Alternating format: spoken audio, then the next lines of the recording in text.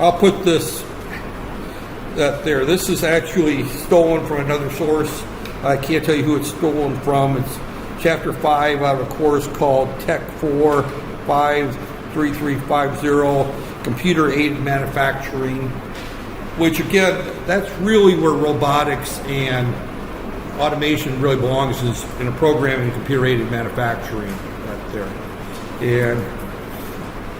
And they're in, I look at PLCs and robotics the same way, as it's a tool in the manufacturing world to automate that there. So as we look at timers right there, the goal here is we're just going to look at a little bit of that there. And the reason I'm going through this is, as I look at the final exam, one of the questions uses timers.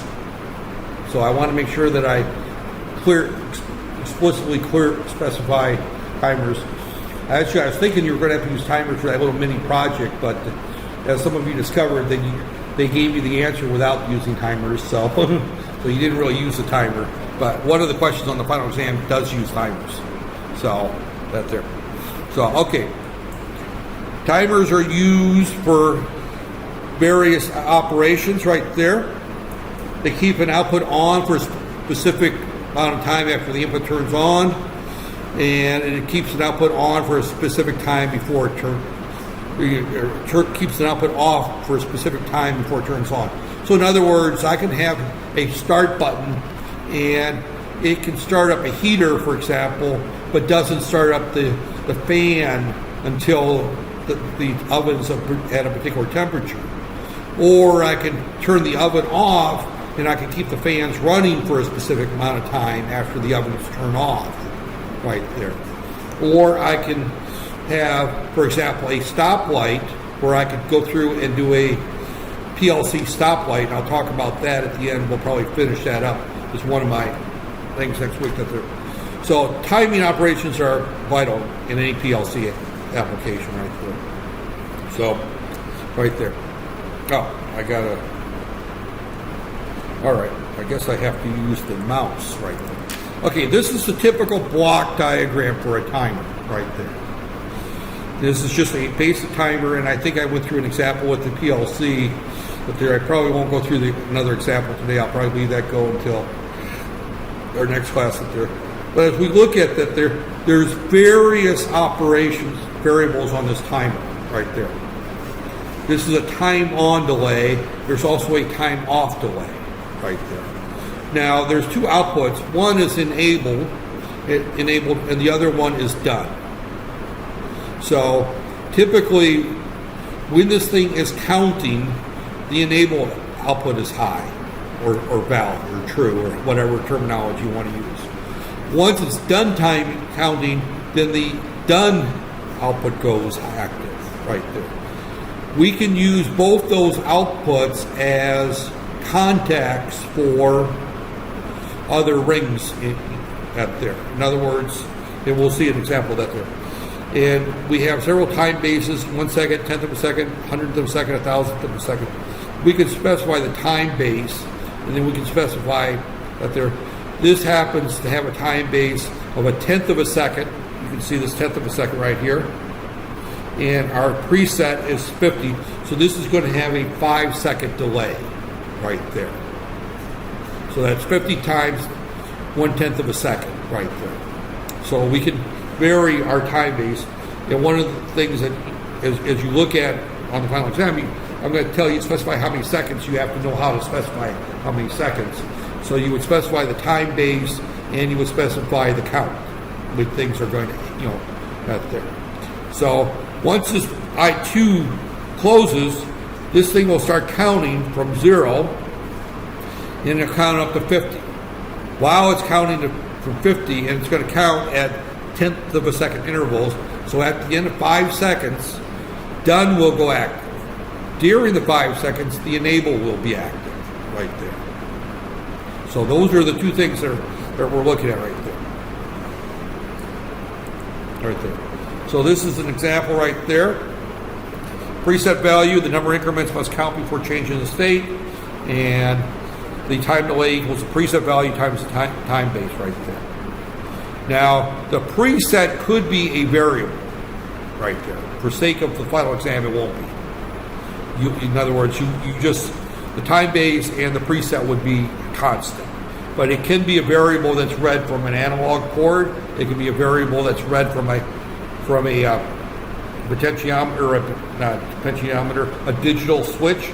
That there it could be a dial setting. It could be whatever that there. In other words, this preset, this here 50, could come from somewhere else. It doesn't have to be cast in stone in the design. Right there. So that there. This is a Rockwell, which is actually the Allen Bradley's type right there. RS Logic is what is that simulator I'm using simulates RS Logic, so that's the same one that simulator would use. That's what I've been using all that there. They have one input. When the input transitions from low to high, it begins timing right there. So as we run the simulation, you can see this thing timing. The timing going up. Timers that do not lose that there are retentive timers. In other words, they keep counting, no matter that they're non-retentives. Every time you restart them, they start over again. Most timers are non-retentive right there. So this terminology right here, I'll be honest, I didn't put it on the final exam, but it is important terminology right there. It's that a retentive timer is one that will maintain that, and you might want to use that, say for example, a stoplight right there. Or you can use stoplights with non-retentive timers. And the stoplight example actually is a pretty messy one. I don't know how deep I want to get into it. I'll kind of explain it, and then we'll kind of stop there. We might get to it next week if people are interested. If people aren't interested in finishing out, to be honest, that might become the final project for the shorts for the transfer degree students instead of that other one. I may give them a stoplight problem because it's a nasty one. These are the transfer degree students. These are the ones that are supposed to go to New Zealand, so I have to hold them to a little higher standard there because they're going to be in there competing with Western students there. So, and actually, we should be holding you to the same standards, but there. Okay, again, this is the numbering system right there. Our timers, this is timer 4:0. That there, again, when we look at our, right here, our model right there, timer right here, and this is our timer on delay right here. Again, this is timer, and you would tell it which timer it is right there. And I don't know if there's a timer 1, but you would just tell it timer 1 right there. This is T4-1. So T4 is our timer right there. So we only got, and I don't know how many timers there are available right there, but right there, this is T1. This is our time base. Edit symbol. Oh.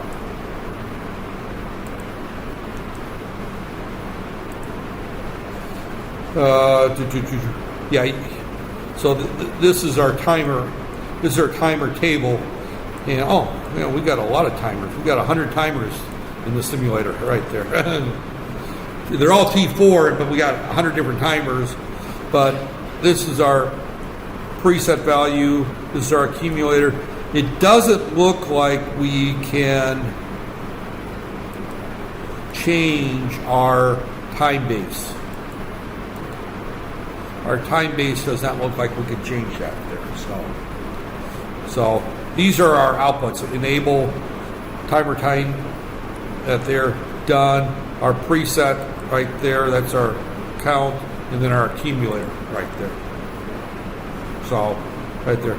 So it looks like we cannot change our time base in this particular software package right there. So right there. In real timers you can, but this particular software package right there. So right there. So again, timers, at least with this software, and typically with the Rockwell, that their timers are usually the fourth element in there. In other words, whether your input is 0, your output is 1, I can't remember what the third one is. I think that there, and the fourth one is timers right there. So T4 is not unusual. Right there. And by the way, if you're using timers, you have to have the timing module in the in your PLC. Remember, a PLC has got a power supply, it's got a control module, it's got output modules, it's got input modules, it's got analog modules, it's got, it may have relay modules up there, and it's got a timer module. So when you put the PLC together, you have to buy a timer module. And I guarantee if you buy a timer module, it won't have 100 timers in it. Differently. They may have quite a few because timers are all software driven. They don't require any hardware outside. Timers are all internal to the PLC. So there is no outside wire that goes to enable. If you want the enable to be high, then you have to put a ring in there and route it to an output right there. So, right there.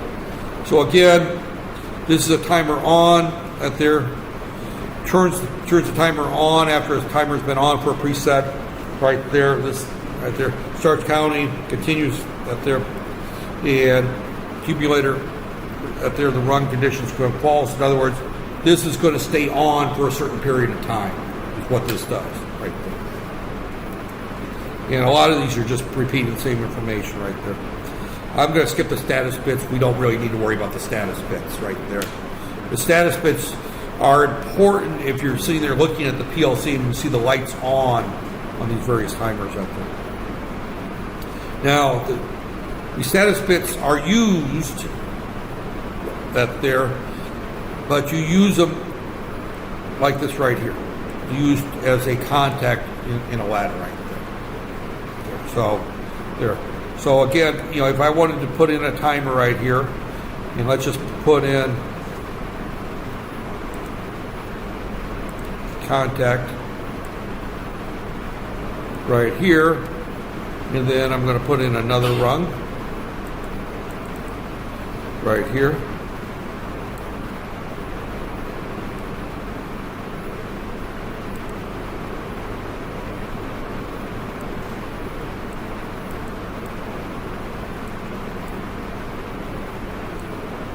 Right here, and I'm going to put an output right here, right here. But right here, this would be timer 0 or timer 4:1, and then down here I would put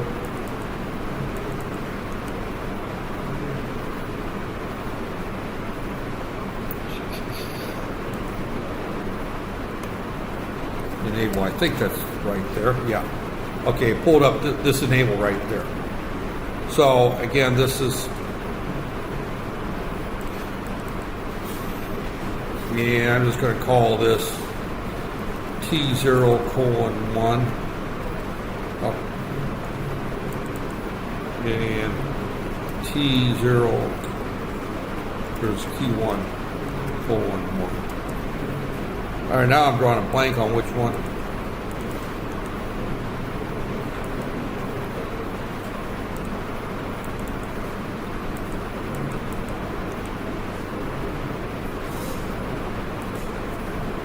Oh, this is, I'm saying T, it's supposed to be I0, okay. I0:1, right. I0.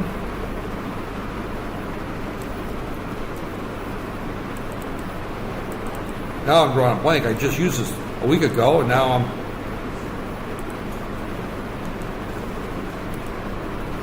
I:/1. I0/.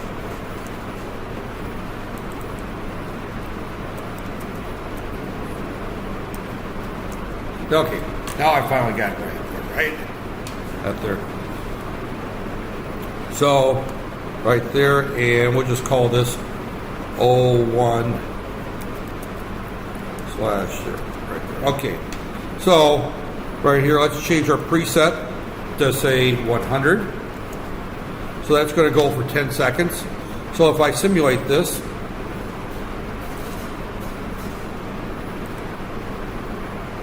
and again, and we downloaded that. We hit the run button and ignore this thing here.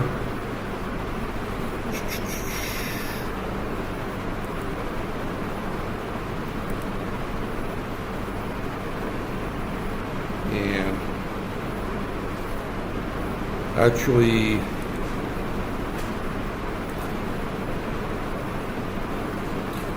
I closed that. Oh, I hit the run button right there. And where's my? All right, now what am I doing here? Okay, this is what I wanted right here. I was trying to find this right here. Right here. So if I close this,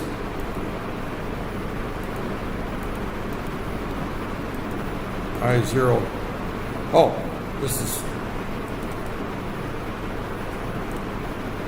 I1.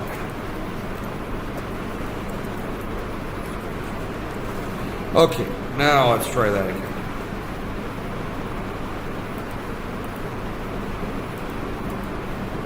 And why are we not running right here?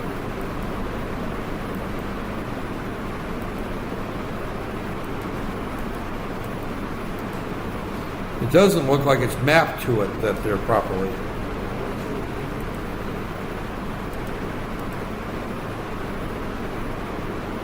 But there, and I had this problem once before.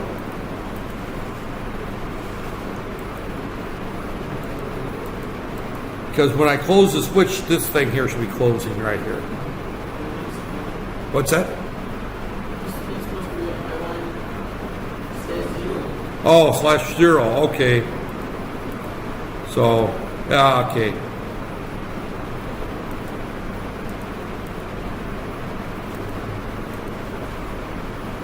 And actually, I think this is supposed to be TT. Let's try that there. Okay.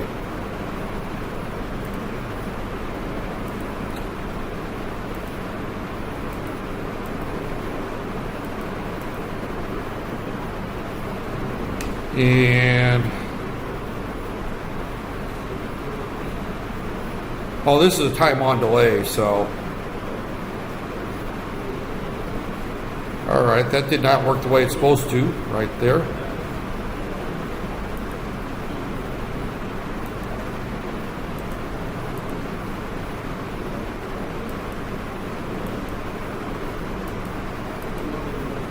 Okay, why is this not working right? I should have tried this before I came to class, because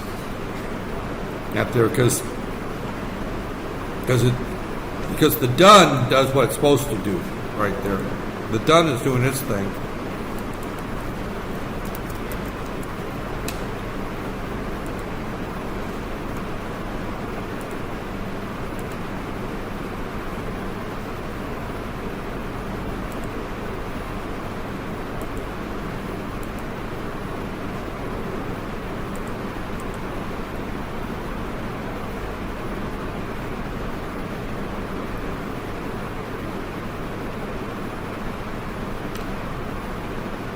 You know what? This done is not doing its thing right there.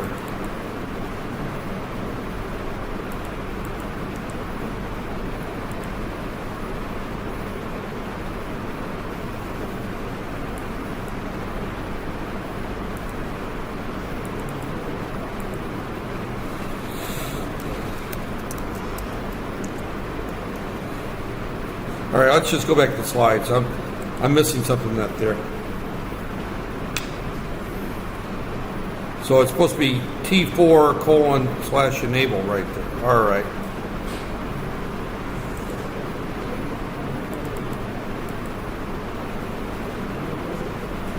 T4:1/enable. All right, let's try that and see.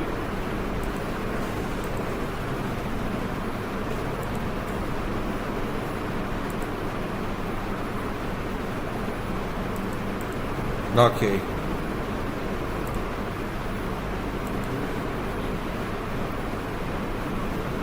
Yeah, evidently, I also need to put a branch in here to hold it there until.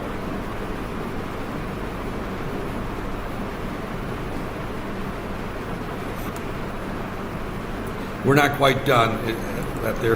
In order to make this work, I also need to put in another rung in here that where we.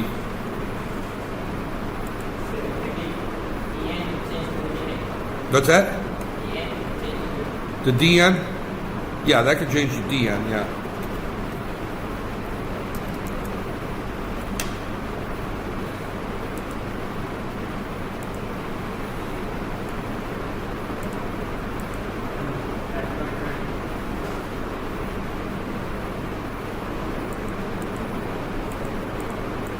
Okay.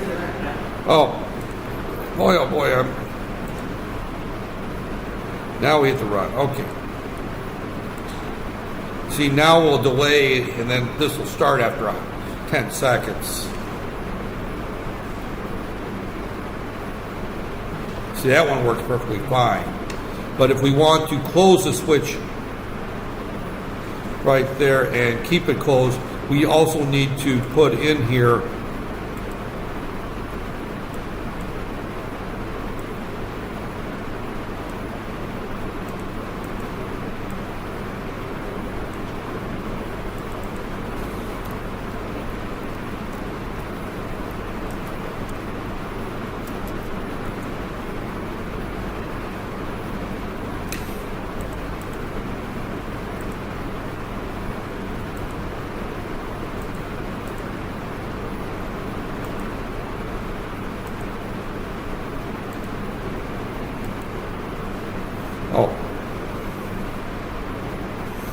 yeah, once you disable, unable, this thing stops at the counter. It's got to be enabled the whole time.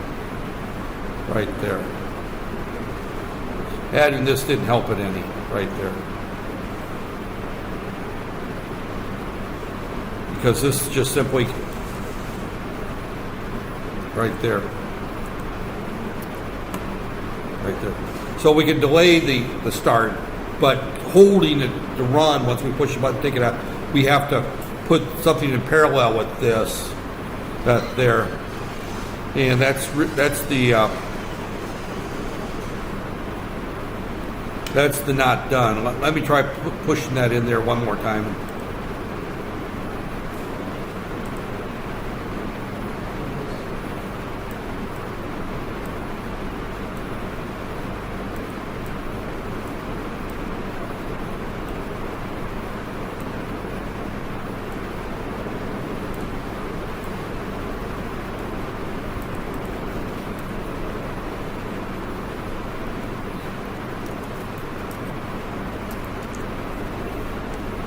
And I'm not going to fight with this thing here too long, but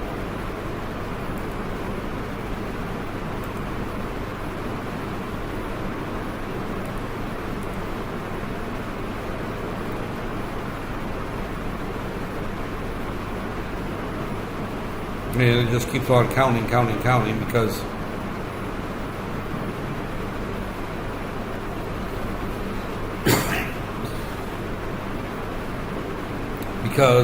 because this is complete, this is closed there,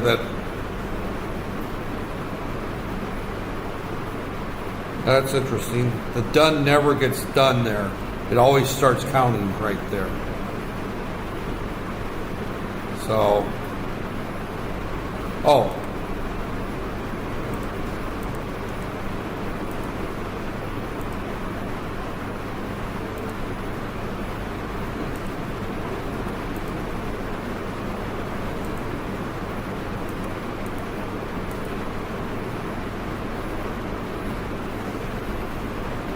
I'll just keep counting too. That didn't help it any.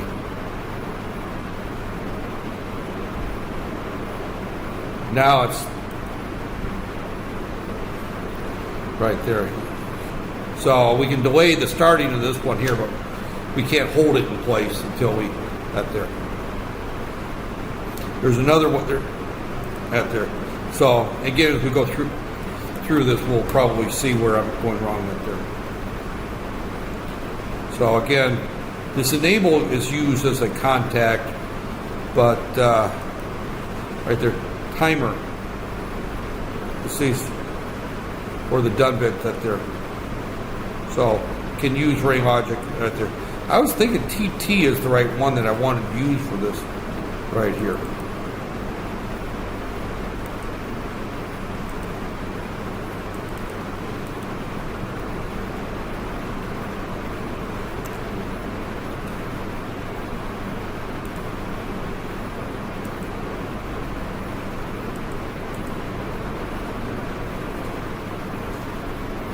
TT yeah, TT is the one that I wanted for that there, because that stops it after the 100 milliseconds right there. But my done doesn't work right there. In other words, using TT here means that when I close this and I can open it back, this will continue counting for my 10 seconds. That's what I was trying to do to start with. It's TT that I wanted to put in parallel with that there. And then at the end of the 100, count to 100, the output should go at there. But the done doesn't work right there at that point, because now this opens back up right there. So, okay, getting back to this there. So we were right with the TT. When the timer is set, it stays set till there, or the timer done is accumulator. But there, so the TT is the timing that there. The done again is that there. Oh, if you disable the timer, the done does not light right there. That's the thing there. Is when I disable this timer using, if I close the switch and I leave it closed, right there, this will count up to 100, and then the done light will come on right there.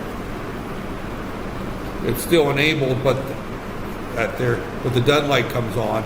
But when I open the switch, the done light does not come on right there. So right there. So as we go through here, and again, I didn't work this example ahead of time, so that's why. And I've already admitted to being not super proficient with that. Using the other bits, the preset. Again, we can look at that there. Those are presets about that they're accessing accumulator. Again, we cannot change the time base right there with that there. If longer time is used, then we use multiple timers right there.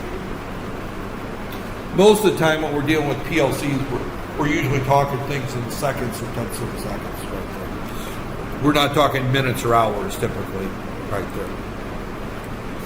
This just gets into the internal. These are the 3 bits right there. So this is an example similar to what I had here. This is the TT, shows while it's counting. This is the done, shows when it's done counting right there. So if I went back and changed my drawing here, right here, in other words, I take this out, program, I take this out, right there, take this ring out.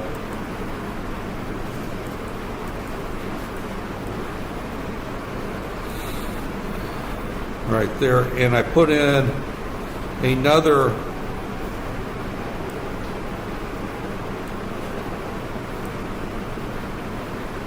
right here, and this one I did T4:1/TT, and this is output :1/1 right there. Let me change this to /0 so I don't, right there. Now when I run this,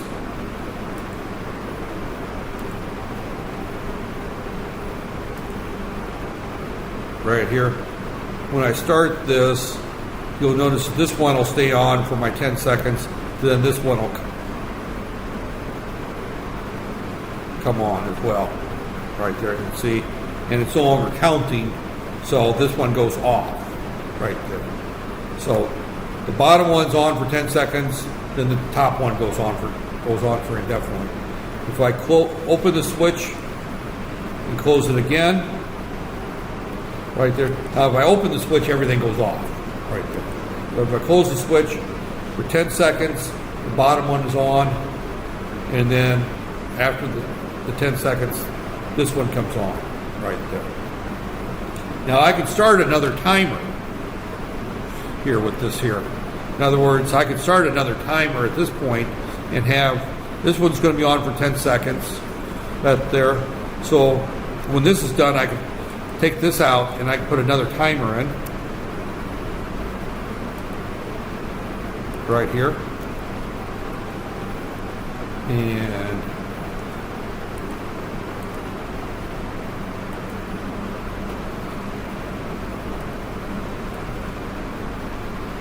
put it right here. And in this particular case, with this one is going to be done, this one's counting. While this one's counting, then I'm going to put another rung in here. I'm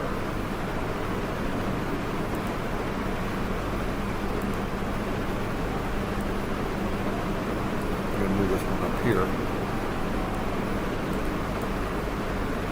Right here. And this rung here, I'm going to change this timer here to, let's just do this timer 2, for example, right there. And we'll just do this one for 5 seconds. And then I'm going to put this one here.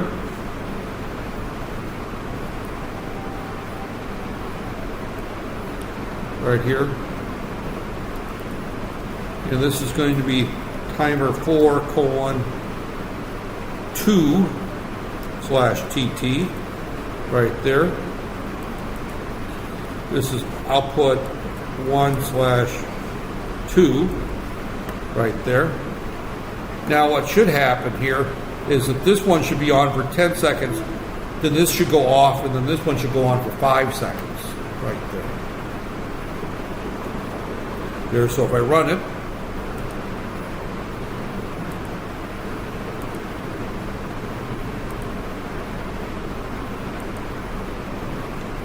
so the top one is going to go on for 10 seconds, right here.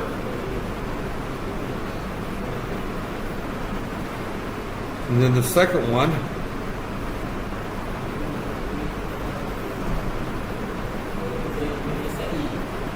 what's that? Oh.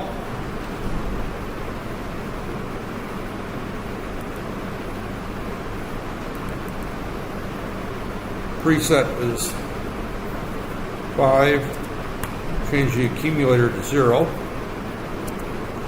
right there. What's that? Oh, 50. Oh, it was on for half a second.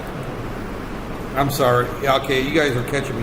You can tell my mind is not working as well as it should. Okay.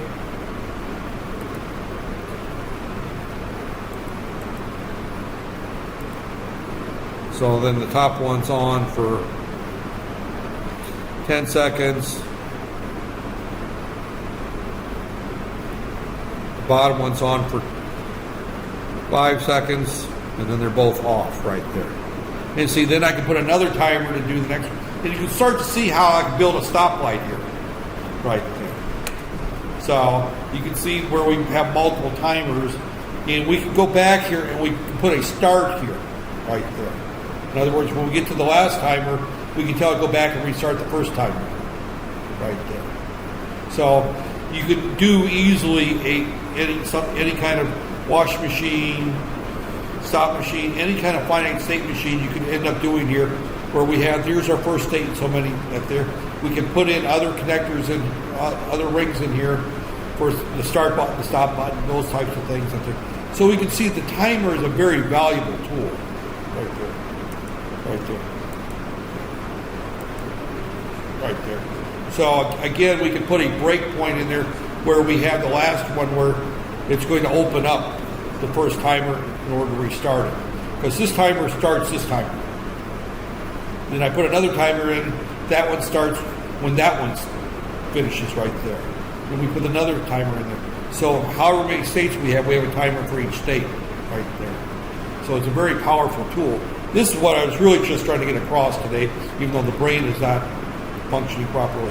So as I go through the slides here, That there, the timer off is another type that there starts accumulating with at there. In other words, once you open that there, it starts at there. It's a very similar type of timer, just the logic's there. It starts counting when you open it right there. And this is kind of the logic right here of using the timer off. We push this button, we release this button, it's going to start counting as soon as we release the button. If I use a timer off, for example, that would probably work better if I change this one here and we can program here.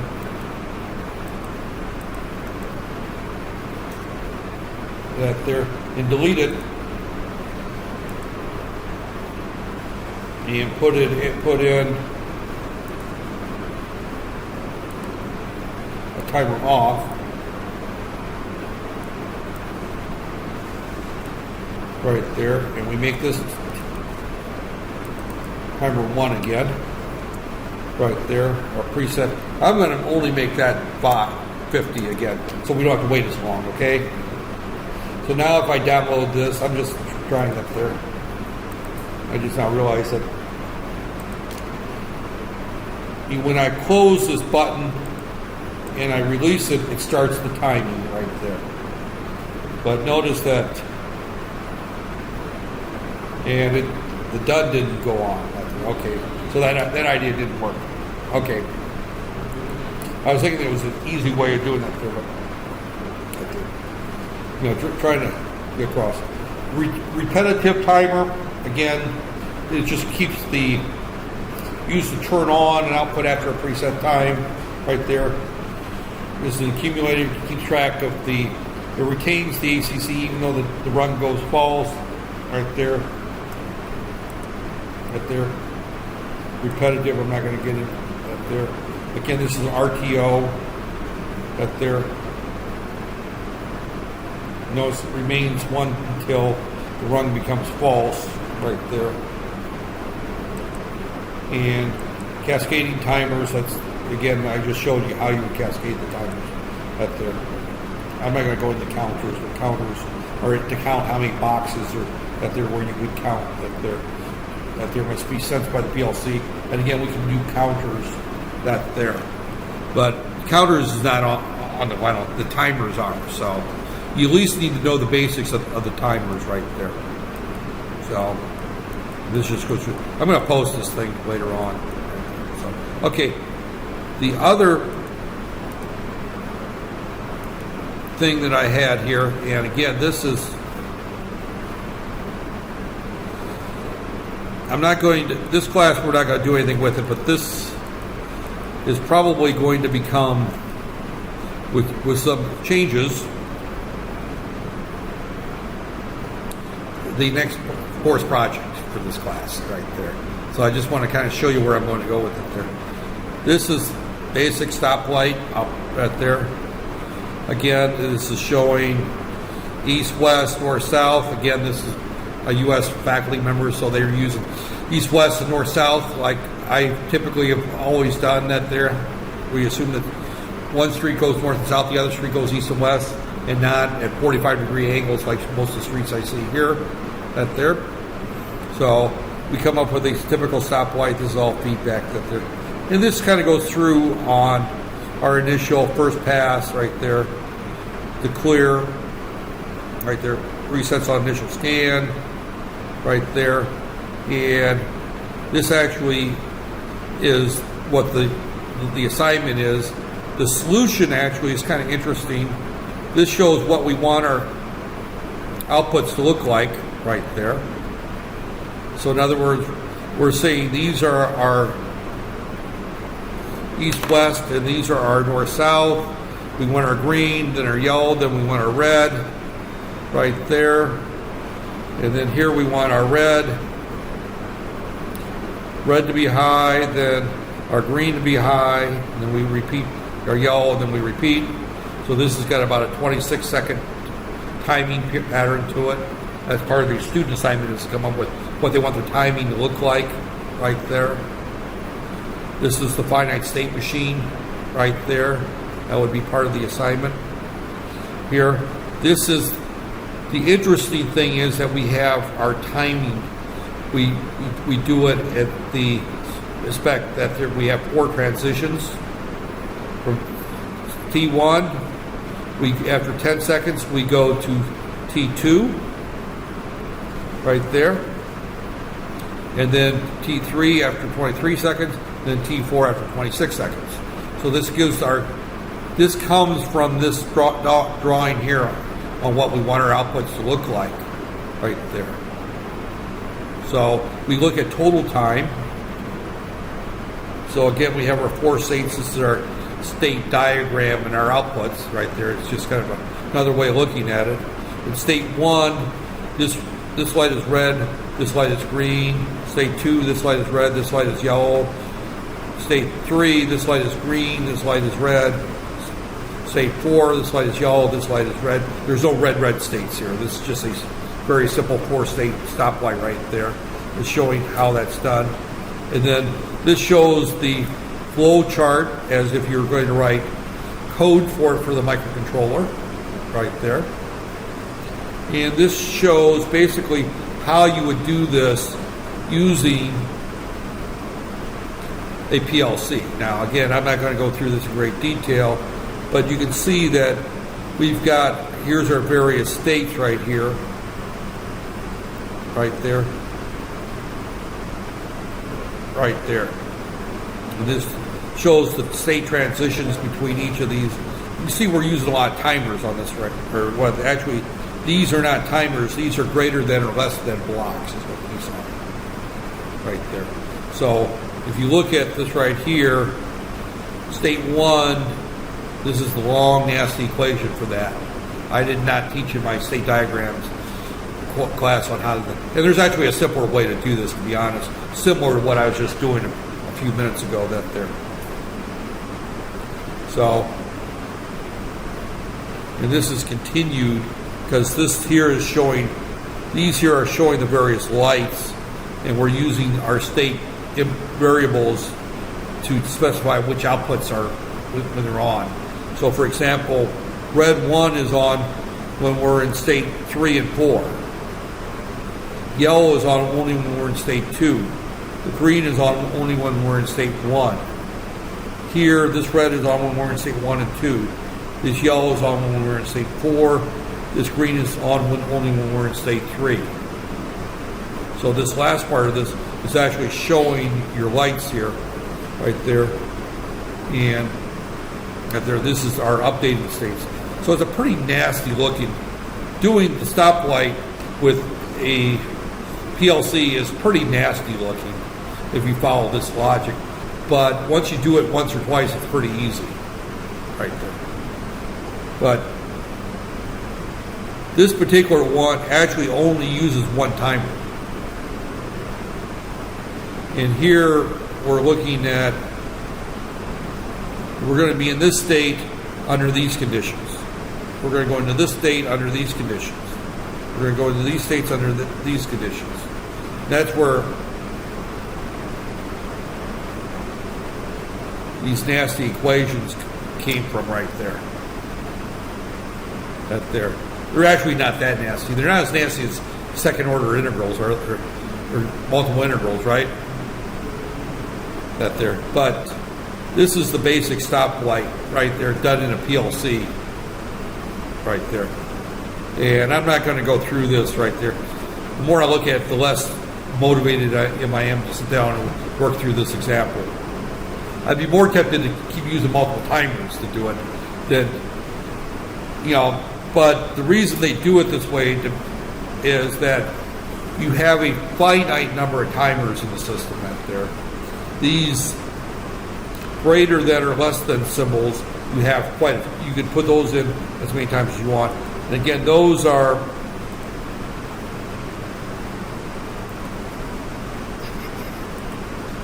bit, time counter, input, output. These are our compares right there. So again, this is our greater than, not equal, less than, greater than, less than or equal to, and you just put those in right there. And you tell the source is right there. And your source right here could be, for example, T4:1/ACC. That there. So again, you were comparing various things here. This could be 26 right there, a number right there. So again, we're comparing a variable to a number right there. This UN is not right there. Right there. I'm putting the wrong one in there, and I'd have to, I thought it was just ACC. It keeps giving me UN.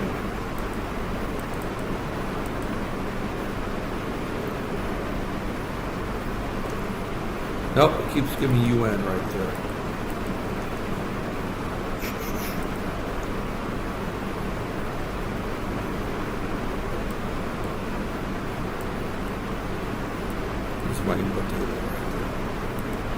I'd have to look up the help to get the UN there, or get the accumulator.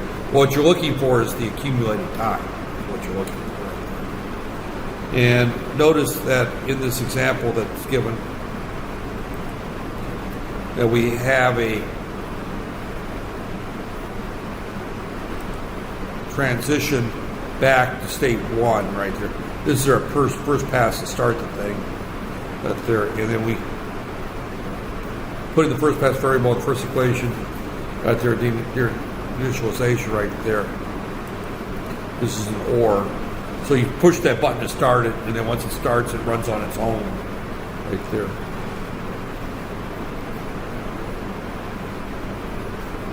This is 0.1cc. Is it .1cc?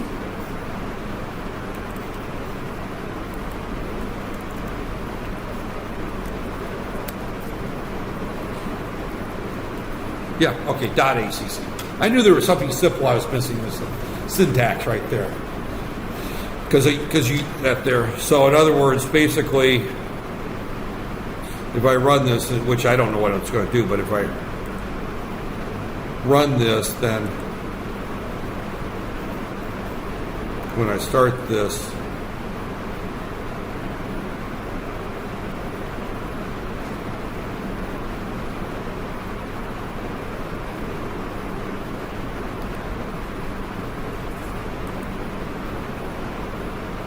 oh, okay.